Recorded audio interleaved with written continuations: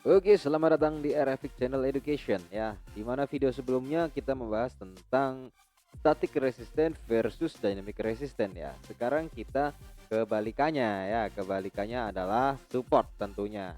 Berarti apa? Static support versus dynamic support. Mari kita bahas semuanya agar materi semakin cepat dan banyak terserap oleh trader-trader Indonesia. Oke, langsung saja ya. Ketika kita menentukan static support, oke, otomatis yang kita cari adalah supportnya ya. Kita ganti ke line chart, kita pilih horizontal line, kita tandai supportnya. Kita telah menemukan satu support,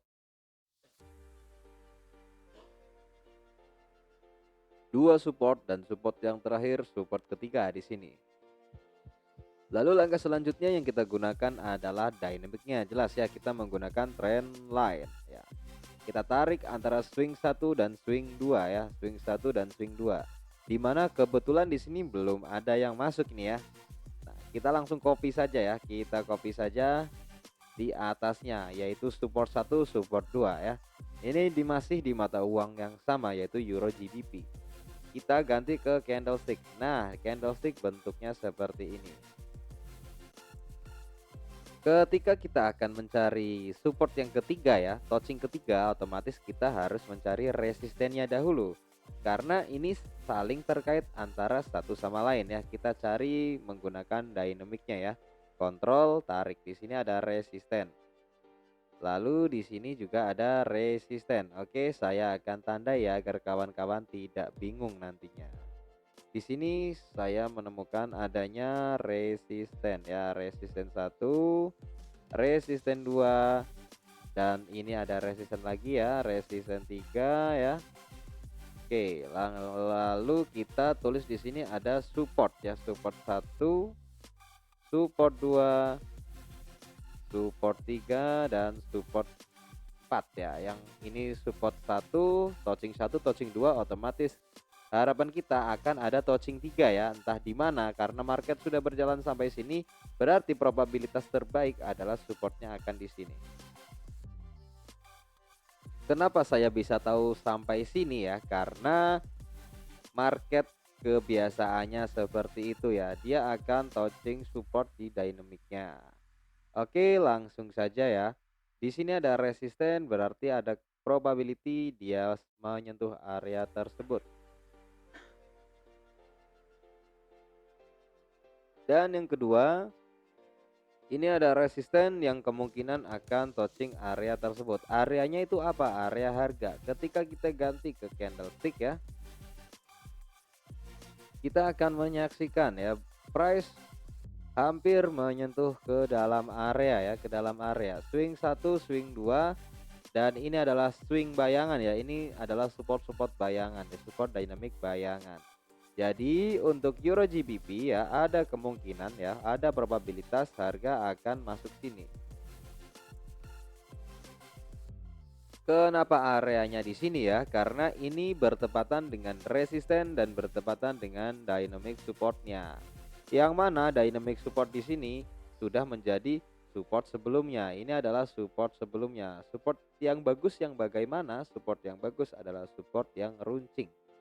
Jika kita ganti ke line chart akan terlihat supportnya runcing atau tidak ya.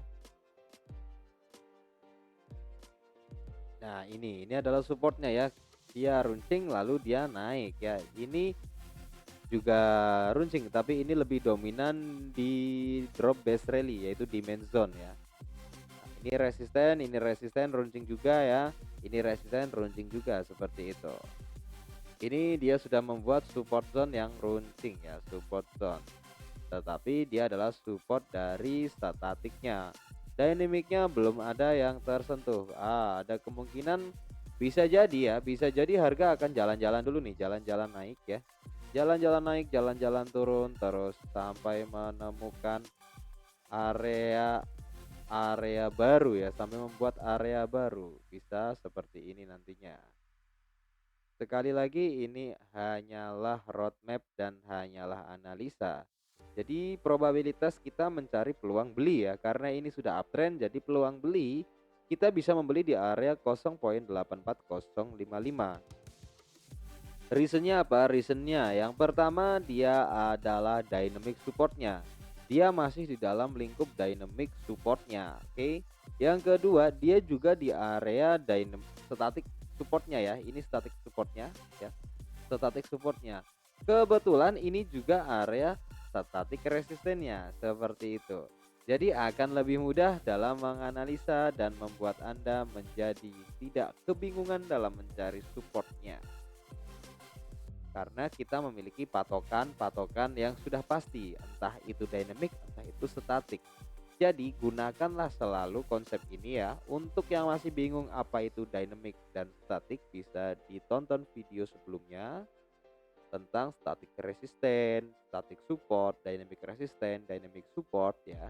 Itu sudah saya jelaskan. Nah, jika ada pertanyaan silahkan beri pertanyaan di kolom komentar. Nanti saya akan memberikan jawaban dalam bentuk video yang Anda tanyakan. Saya rasa cukup ya untuk analisa ini, atau kita ganti mata uang lain ya. Contoh kita ganti ke mata uang yang trennya sedang up sekarang. Saya kasih contoh Euro USD ya. Euro USD seperti ini bentuknya ya. Oke, kita ganti ke Euro USD terlebih dahulu dan kita kosongkan chartnya agar lebih indah dan mudah dipelajari. Kita ganti ke horizontal line ya. Di sini kita menemukan support pertama, lalu kita harus mencari support kedua ya. Support kedua itu di sini. Ini ada support kedua. Support ketiganya ini support ketiga. Seperti biasa, setelah menemukan support-supportnya, kita hubungkan support pertama dan support kedua. Support pertama dan support kedua, kita tarik trend line-nya. Setelah kita menarik trend line-nya, otomatis kita akan mencari probabilitas touching ketiga ya. Touching ketiga di sini belum terlihat ya, karena support dan resistennya juga belum lengkap ya. Oke, kita ganti ke candlestick seperti ini prosesnya. Touching pertama, touching kedua ya. Di antara resisten ini adalah resisten ya. Ini adalah resisten sebelumnya, yang mana jika resisten ada probabilitas harga menyentuh area 1.6222 ya. Kita ganti ke candlestick, apakah harga respect terhadap area tersebut? Ternyata tidak ya.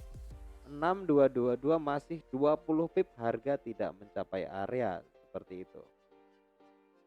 Jadi teknik ini bisa dikatakan teknik yang bagus, tetapi terkadang harga tidak respect dengan area kita. Karena sudah ada touching 1, touching 2 ya, kita membutuhkan touching ketiga. Lalu di manakah kita dapat menemukan touching ketiganya? Oke. Ketika pola harga seperti ini, kita harus mencari resistennya kembali ya. Kalau kondisi seperti ini, saya ganti ke line chart, saya temukan satu resisten di sini. Oke. Dan saya akan mencari lagi resisten sebelumnya ya, sebelumnya yang agak jauh di sini.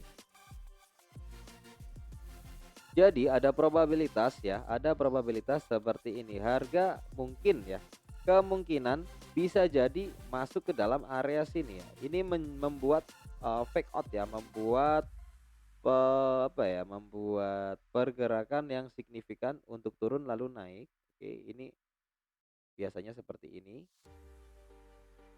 Ataupun harga membuat pergerakan impulsif, oke, yang mana dia touching dynamic supportnya itu di sini. Baru dia melakukan perjalanan selanjutnya sesuai market structure yang ada. Untuk yang masih bingung apa itu market structure ya, kalian bisa tonton video sebelumnya tentang market structure part 1 part 2, itu sudah saya upload ya. Di situ untuk memahami bagaimana kondisi market struktur saat ini dan bagaimana cara kita entry berdasarkan market structure yang ada. Oke, untuk Euro USD di H4 ya, di H4 dia tuh belum menembus area resistennya ya. Jadi saya belum menemukan area yang tepat untuk touching ketiganya. Tetapi seperti dua probabilitas tadi itu bisa ditunggu ya, karena trading itu 40% sell, 40% buy, dan 20%-nya itu menunggu. Kalau tidak, berarti 20 sell, 20 buy, yang 60% itu menunggu ya. Jadi terkadang kita menunggunya cepat ataupun terkadang kita menunggunya lama. Ketika menunggunya lama lebih bagus karena kita menemukan konfirmasi yang lebih banyak tentunya. Tetap sabar dalam trading. Setidaknya kita masuk menggunakan analisa, kita menggunakan probabilitas, dan kita selalu menggunakan manajemen risiko. Jangan sampai kita tidak menggunakan stop loss dalam menggunakan dana kita di dalam pasar forex, itu sangat berbahaya ya. Jika tidak bisa menggunakan stop loss, biasakanlah menggunakan cut loss untuk mengamankan trading kita. Terima kasih, semoga bermanfaat. Jangan lupa like, komen, dan subscribe channel ini untuk selalu mendapatkan notifikasi video terupdate selanjutnya. Terima kasih, selalu amankan akun Anda, perbanyak profit Anda, dan biasakan mencoret-coret market agar analisa semakin tajam. Terima kasih, salam profit selalu.